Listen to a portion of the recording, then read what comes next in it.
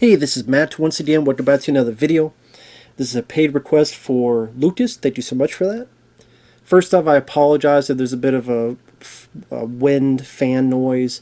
It's just too damn hot in here. I just need the ceiling fan on, so I apologize for the background noise if you hear it.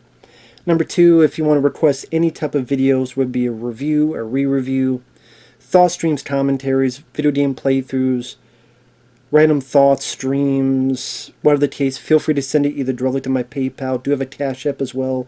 Links are down below in info box. I'll get to as soon as I possibly can. And Lucas wanted me to look at two films, Kung Fu Panda 3 and 4. Now, I do like the first one. The second one, I don't remember as much. I remember not minding it. I know it was a bit darker. Just how the villain did a whole panda genocide, from what I remembered, including killing Po's mom. Po being, of course, the Kung Fu Panda himself, voiced by Jack Black.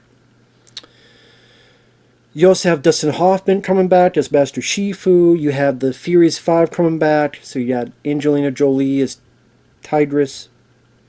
You got Seth Rogen. You got David Cross. You got Lucy Liu. You got Jackie Chan.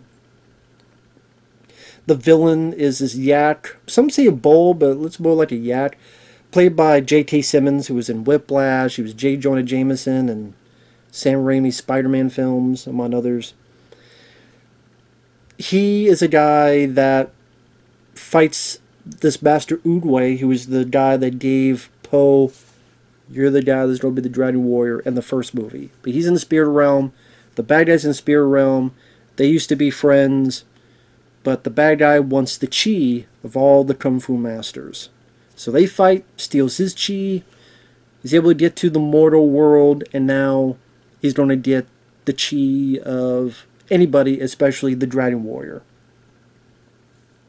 Meanwhile, Dustin Hoffman's character, he is ready to step down and retire, and says the teachers are going to go to you. Jack Black isn't sure about that because he doesn't know what to do. In fact, the first day of training goes poorly. He has doubts of himself, but Dustin Hoffman says, just believe in yourself. You need to find who you truly are. The next step is to master your chi.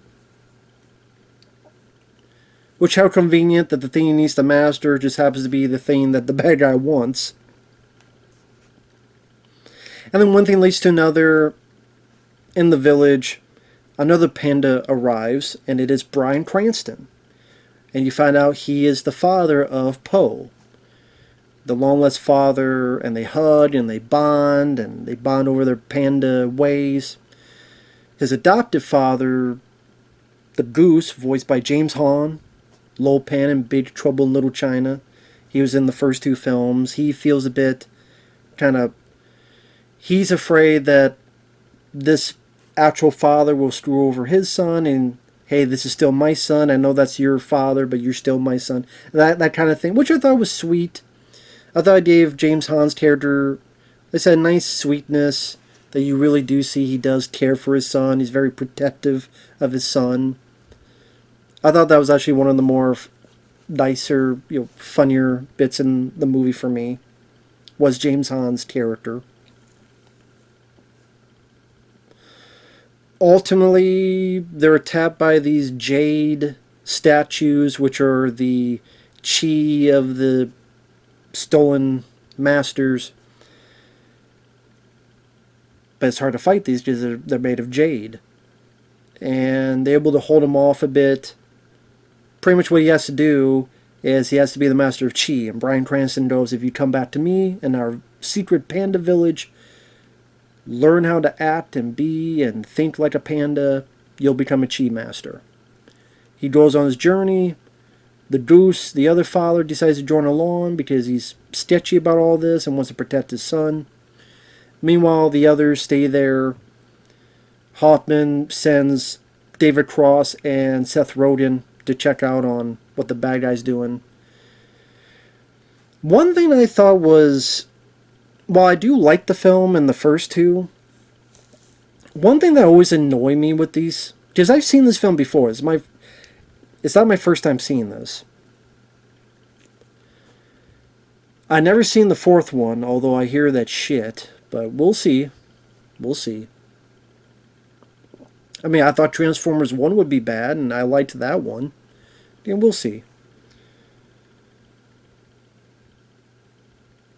The Furious 5, I always thought was used pretty poorly in these movies.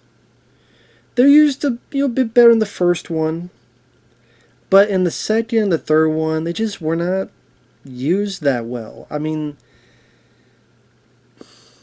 we have these 5 characters. You have people like Jackie Chan and Angelina Jolie and David Cross. It seems there's a lot more character, a lot more humor, a lot more depth. Like, you have 5 characters that you to learn a bit of their history, a bit more of their backstory, a bit more of their family, or a lot thereof, and of anything. And you do nothing with these characters. You do nothing. And in the next one, they're not even in it, except a voiceless cameo at the end. Because I looked up info on it. I'm like, what? So, I mean, how is it that you have these 5 fucking characters and you do nothing with them?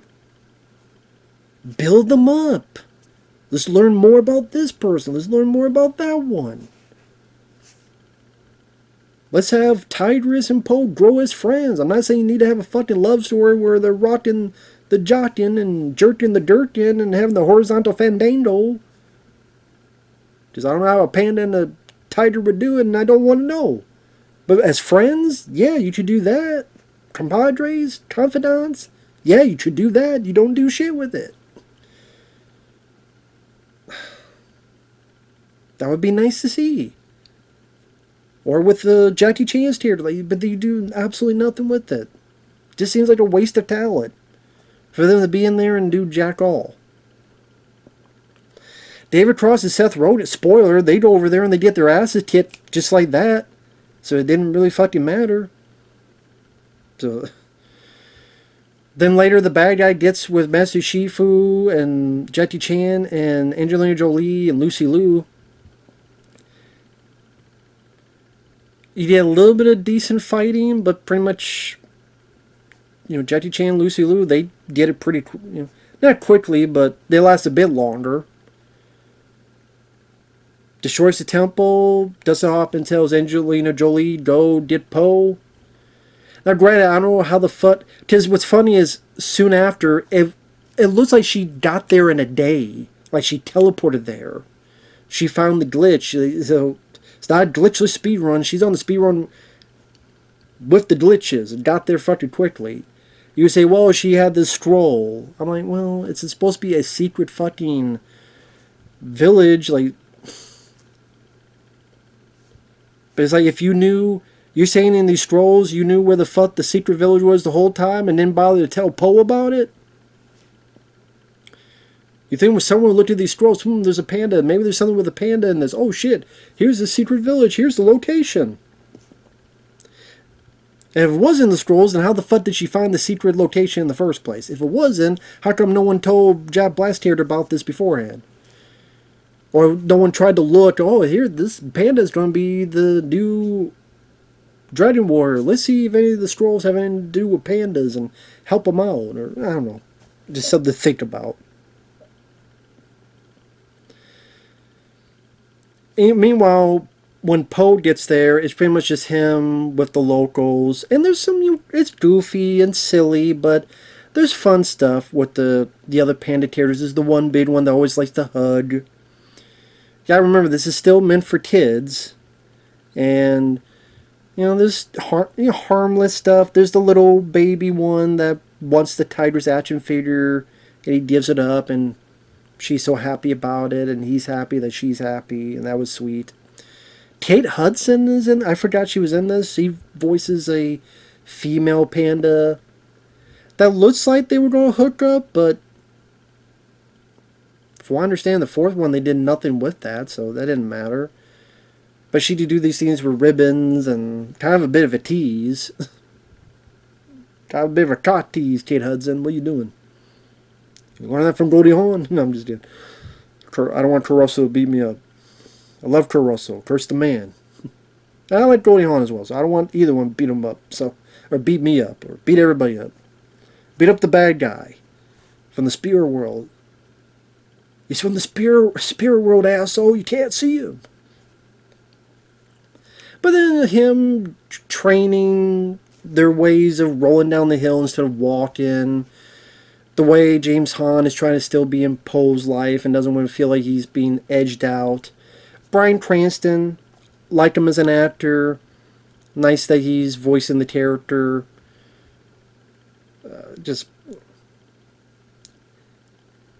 I think just because he just has got a good voice for voice acting. And there's some nice, sweet father and son moments in there. And some nice heartfelt moments too, like when they're reminiscing about Poe's mom. And you see a bit of flashback to what happened to Poe's mom and keeping the baby safe and then going this direction so that the bad guys would go after her. There's some nice sweet moments in there. There's some really good moments of animation. There's a bit where he's training them in Kung Fu later on to the best of their own natural abilities. And the background will be like very orange or very purple or these certain colors. And there would be bits where characters kind of split up into different frames put together like a collage. I thought that definitely brought a sense of energy to that training montage. J.T. Simmons does fine as the villain. I mean, yeah, I don't really have a whole lot of issues with him as a villain. Interesting that his weapons, they kind of look like Kratos, his weapons.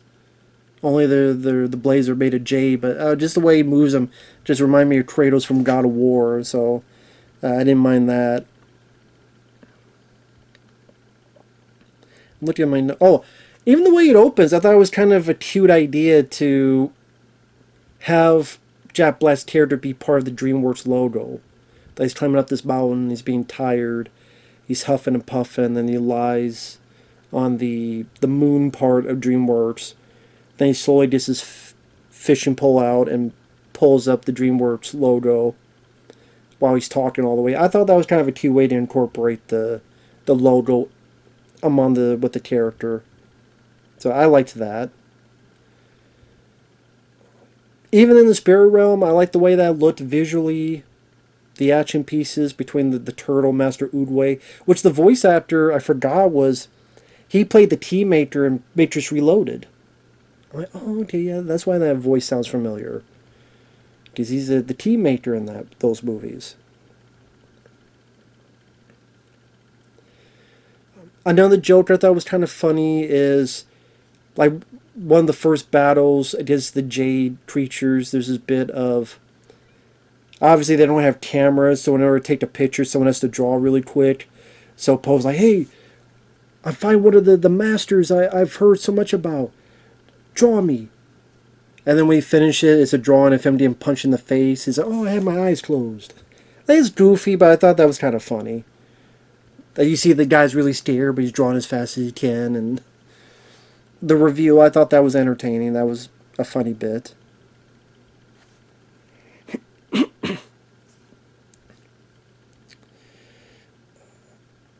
Trying to think. Oh, another funny joke was when the bad guy gets there and is staring at Poe. You see his point of view, and Poe's kind of like covering himself up because like, why he keeps staring at me for? Oh, just something about that where he's kind of like, he keeps staring at me. I don't know why. I will say I thought that was actually kind of funny. Even the battle at the end. I mean, yeah, it's weird that these are supposed to be the masters. These jade statues is the chi of the masters, but yet they're getting asses kicked by regular pandas who just... I know it's the underdog, but they're fulfilling their natural ability thanks to the teachings of Poe. That's how the Dragon Warrior works. So the underdogs are able to overcome the villains. But there's some nice bits of choreography. Tigress is fighting one while her little fan panda who really likes her is along for the ride, and she's like protecting it but also fighting this one. I wish tigers had more to do in these movies, because they give Angelina Jolie like barely any lines of dialogue, barely anything to do, nothing to further her character. It just seems like a fucking waste. Just seems like a fucking waste. And again, that's one of the things that does annoy me about these films. I damn well guarantee you the reason they're not in the next one is they didn't want to pay the money. Well, we gotta pay Jackie Chan and Angelina Jolie and David Cross, and nah, we're not gonna pay for any of them. Fine, we'll put them at the end and we'll have like a cameo at the credits. Again, I did look some stuff up to prepare to watch the fourth one. But they don't want to pay that money. Well, yeah, I guess if you're not going to do jack shit with them, then I guess they'll save you some money. They just put Awkwafina in it. I don't look forward to watching Awkwafina, I'll tell you that much. I do not like Awkwafina. I think her voice is fucking annoying. Well, I have a feeling she's going to ruin that fucking movie. Mark my words. Mark my fucking words. She's going to ruin that fucking film. Mark my fucking words. Right here, right now. I'll upload them the same day, but I'll watch them on different days. I'll watch it tomorrow, but I'll probably upload these two the same day. Mark my fucking words. Fucking dumb fucking bitch.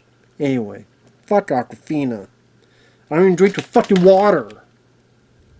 See, no Awkwafina. Fuck Awkwafina. Anyway, sorry. Getting back to this.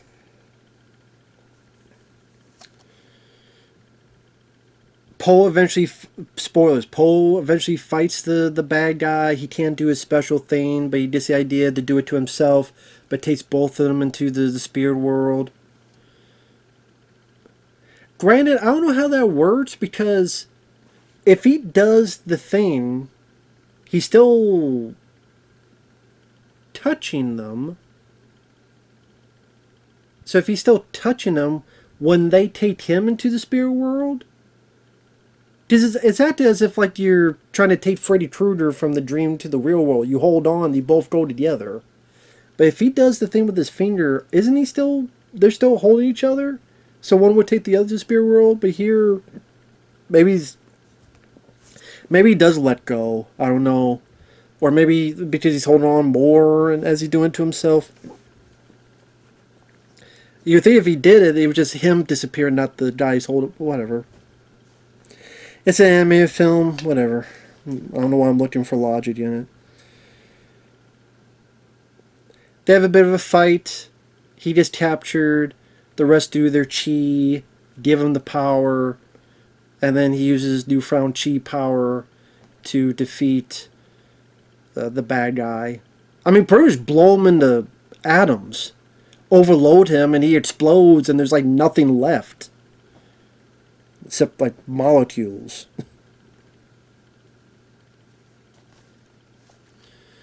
And the way this movie ends, it ends like it's the finale. Like there's no more story to tell. Because he's mastered the physical world. Now he's mastered the spiritual world. He's found his actual father, but he's got his other father as well. He's found his people where he belongs. Like his group. He's learned the chi. He has some words with Master Oogway, who gave him sort of the seal of approval at the beginning. So that seems like go full circle type of idea. And he gives some nice words to Poe about you being my successor, and here's my scepter. What? Yep. That's what I was looking for the whole time. This is the destiny. I want you to take my spot, my place. And then at the end of the film, he comes back, and even Master Shifu, which I like that here, Dustin Hoffman's character, he's a lot calmer. Because I remember in the first one, he's a bit more adamant and angry because he doesn't believe in Poe, and how the hell did Master Oogway choose you? But as it's gone along, In this one, he's much more calmer, he's much more comfortable, he believes more in Po, because Po has proved himself time and time again. So he's just not as angry. He shouldn't be as angry, because Po has proved himself. So you see that the character has grown. And even at the end, I like the bit where he goes, I mastered Chi. Of course you did. I was given the scepter by Udway. Of course you did. Of course you were.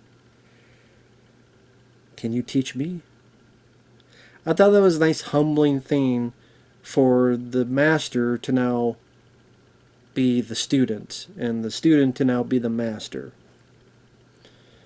And you see them all together as a family, as a group, as a collective, mastering the Chi. The movie ends on a different type of kung fu fighting, which I think that was the song in the first movie. I can't remember. It's been a while since I've seen that. But they was like a bit more of a kind of orchestral, like more elegant version of it. And it just felt like this was the finale. Was going to be the ending. But of course, they want more money, so they made more. And I know the fourth one did make money as well. But I've heard that's the worst one. I would not be surprised if it is. This was fun for what it was. It was amusing at times. It was colorful at times. I would say I still like the first one. Do I like it more than this? The second one, I don't know. I don't know, because I like the addition of Bryan Cranston in this. I like the addition of the two fathers and them helping each other, working with each other to help their son. I thought that was kind of a sweet thing.